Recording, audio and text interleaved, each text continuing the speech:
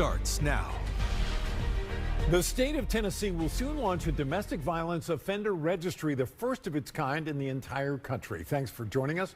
For Action News 5 at 6 o'clock, I'm Joe Burge. And I'm Joyce Peterson in for Joy Redmond this evening.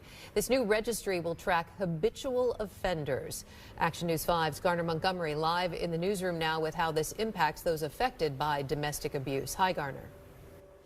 Hi, y'all. Savannah's law was passed unanimously in the Tennessee House and Senate and signed by Governor Bill Lee in May of this year. Advocates say this registry could go a long way in holding abusers accountable, especially in Memphis, with one of the highest domestic violence rates in the country.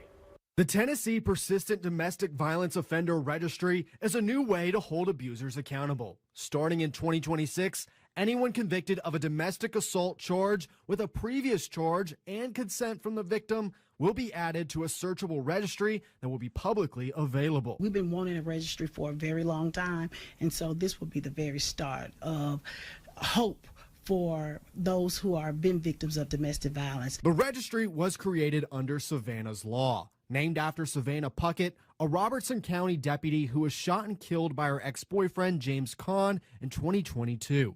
Kahn had a history of domestic violence arrests before Puckett's murder. In most cases, there are repeat offenders over and over and over again. This is like another level of holding them accountable for what they have done. Marquita Odom-Williams with YWCA Greater Memphis says Savannah's law greatly impacts victims in Memphis, a city with a high rate of domestic violence. Memphis continues to rank in the top 10 in the nation, and so it's very important for our city to continue to look after those who are a part of the most vulnerable population. She says the registry may not prevent abusers from committing domestic violence, but it can be a tool to use before committing to a relationship. This lets me know that if I date this person, I could possibly end up being another victim. This can help avoid additional cases by whoever that offender is.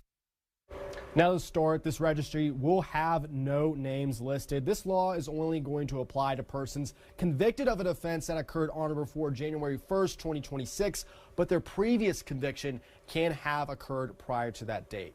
Reporting live in the newsroom, Garner Montgomery, Action News 5.